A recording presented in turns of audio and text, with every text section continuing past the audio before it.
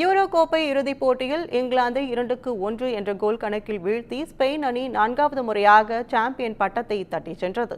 கால்பந்து ரசிகர்களால் பெரிதும் எதிர்பார்க்கப்பட்ட யூரோ கால்பந்து தொடரின் இறுதிப் போட்டி ஜெர்மனி தலைநகர் பெர்லினில் நடந்தது.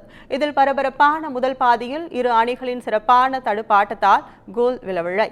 இரண்டாம் பாதி துவங்கியதும் 47வது நிமிடத்தில் ஸ்பெயினின் நிக்கோ வில்லியம்ஸ் முதல் கோலை அடித்து அணியை முன்னிலைப்படுத்தினார். தொடர்ந்து கோல் அடிக்க இங்கிலாந்து அணி போராடிய நிலையில் 73 நிமிடத்தில் அதனை சாத்தியமாக்கி ஸ்பெயினுக்கு அதிர்ச்சி தந்தார் பாமர். எனினும் ஸ்பெயினின் மிகேல் 86வது நிமிடத்தில் கோல் அடித்து அணியை வெற்றி பாதைக்கு அழைத்து சென்றார். கூடுதல் நேரத்திலும் இங்கிலாந்து வீரர்களால் கோல் அடிக்க முடியாத நிலையில் இறுதியாக 2-1 என்ற கோல் கணக்கில் ஸ்பெயின் அணி வென்றது.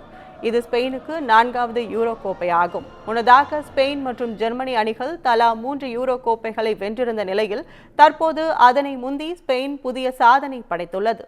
இந்த வெற்றியை ஸ்பெயின் அணி ரசிகர்கள் வெகு உற்சாகமாக கொண்டாடி வருகின்றனர்.